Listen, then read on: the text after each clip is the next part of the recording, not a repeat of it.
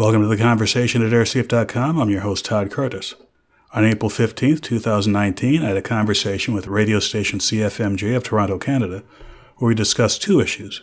An ongoing issue with the Royal Canadian Air Force with maintaining their C-130 cargo aircraft, and also the ongoing investigation into the crashes of the 737 MAX, and what role, if any, the relationship between Boeing and the FAA had in these crashes. Now back to Global News Radio 640 Toronto. All right, let's talk a little bit about air safety. It's been a bit of a blow. We're going to hold what happened in our mind here. We'll get back to the 737 MAX. I'm still not over that. It raised a lot of questions. And now, here's another one. I mean, it's not our commercial airlines, but the RCAF is apparently facing a lot of troubles getting parts for the C-130J Hercules transport planes. And wait for it, they're having to take wheels from older aircraft. And so here we have the Canadian military's main fleet of transport aircraft and with more problems. All we do is hear about these problems. So we've got that, and we've got the 737 MAX. We now realize that the fatal event rate of that airplane is much higher than any of the prior 737 models. We're finding out more and more, and as we know, we discovered that there was indeed, Boeing said, an issue with that airplane. Joining us as we talk about what this does to confidence and what it says about airline safety is Todd Smith, air safety and aviation expert. Todd Smith, good afternoon to you. Well, good afternoon, Arlene. And point of information, it's Todd Curtis, but Todd Smith will work. Oh, I'm so sorry. I'm so sorry here. It says Smith, but all right. Curtis it is. Todd Curtis, what do you make of this? Let's deal with the military planes. All we do is seem to hear these days about older airplanes or older wheels. We don't have anything bright and shining new here. Well, the issue with the C-130 and the Canadian forces is that the aircraft has actually been in production for over 60 years. It's one of the oldest models in continuous production anywhere in the world. And although the aircraft in question, the C-130H version, is the newest model, it actually has commonality with a lot of parts from the older model aircraft. So I'm not familiar with the C-130 specifically, although I was an Air Force flight test engineer in the U.S. I didn't work specifically on that aircraft model, so I'm not speaking as an expert. But in general, when it comes to aircraft that have been in production for a long period of time, often some parts of the aircraft are improved and changed, but other parts remain the same. So unless there is some very difficult, if there's some things going on where they're using parts that are not specified for that aircraft, then there will be a problem. But if it's specified for both the older C-130 and the newer C-130, it shouldn't be a problem using older parts on this airplane. What about Canadians who are reading this and listening to this and say, it just gives you a funny feeling. It always seems like we're kind of holding things together with crazy glue when it comes to military aircraft, if we can deal with that. Is that a correct assumption? Or, as you're saying, the reality of it, sometimes the old stuff is still good to go?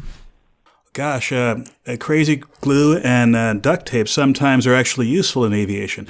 It's not just a Canadian Forces issue. Military organizations around the world often have to make do with what they have. That is, they may have aircraft that may literally be out of production. They may have to scrounge parts from aircraft junkyards. They may have to improvise in the field to get things flying. And unlike airline travel, where the airlines are there to meet schedules and they have a certain responsibility for safety, cleanliness of aircraft, etc., military forces are mission-oriented. The mission is more important than creature comforts of the crew sometimes, but it's not more important than safety. So it wouldn't surprise me if the Canadian military does things that are a little bit out of the playbook sometimes to get the aircraft up and running. But I seriously doubt they would do anything that would put the servicemen and servicewomen of the Canadian Forces at any extra risk.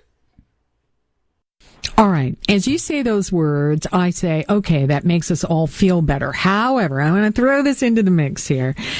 Covering the 737 MAX, here we were, Canada and the United States, two of the last countries in the world to ground those planes. Now, I heard and talked with people exactly like you who, right when this happened, got into the process. And they said sentences very, very much like you're saying here this afternoon. There is a process, I believe in this, and then don't we find out there is a connection and there was a problem? Is there a hangover, in your opinion, Todd Curtis, after that 737 MAX? Because we're talking about the psychology of things here.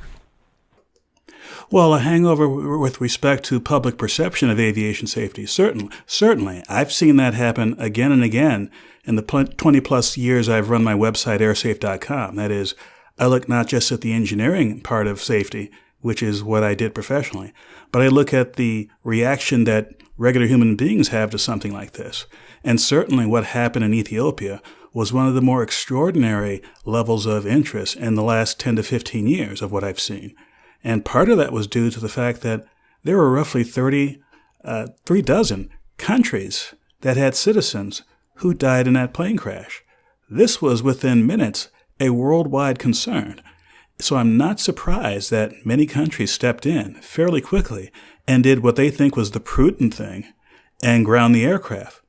Are you surprised with your experience that there was an issue here and that the process may have failed? The belief in the process failed.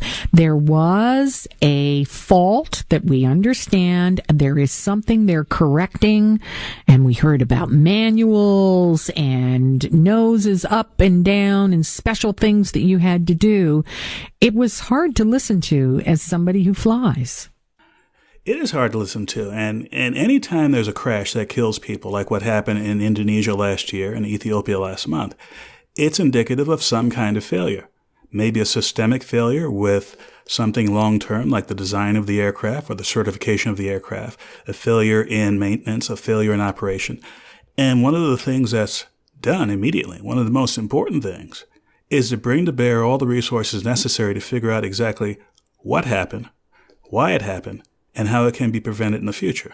So certainly these two tragedies speak volumes about some kinds of failures going on, and it will take time and a lot of effort to figure out whether these were human, technological, or some combination of the two. I know, but we did learn that there was a problem. They're correcting something. Has there been a putting out the responsibility to the manufacturers of these airlines? We understand that Boeing had a lot of power here, and that years ago, perhaps it used to go to others that didn't have skin in the game. They weren't members of a company. It was part of a different process. Have we been kind of contracting out some of this responsibility? What is your takeaway as an aviation safety expert looking at what went wrong there? Well, one of my experiences in aviation was working at Boeing in the safety engineering department during the time that the 777 was being produced. And the process that's being talked about in some quarters now, the fact that there are FAA responsibilities for certification, but there are Boeing employees who are acting on at the behest of the FAA, that's something that's been going on for generations. And on the surface, it looks like there's an obvious potential for a conflict of interest. And it's true. There is a potential for conflict of interest.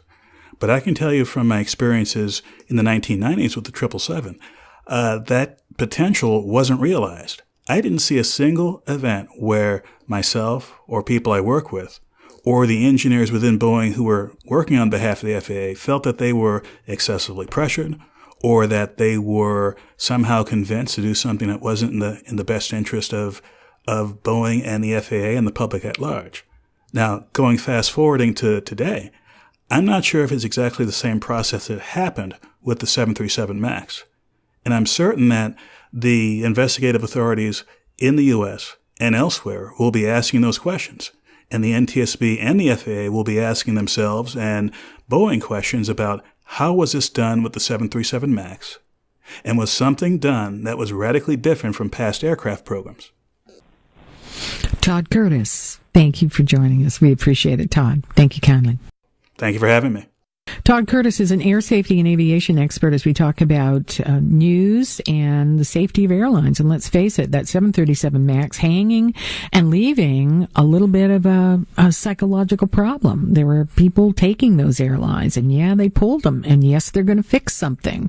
What went wrong with the process? And psychology is such a big, big part of flying. And we know we get all the stats and figures just how safe it is. And it is safe compared to lots of other modes of transportation.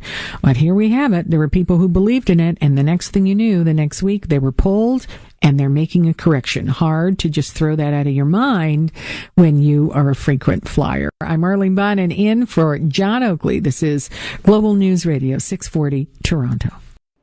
For more information on airline safety and security, please visit airsafe.com. Thanks for listening, and we'll see you next time.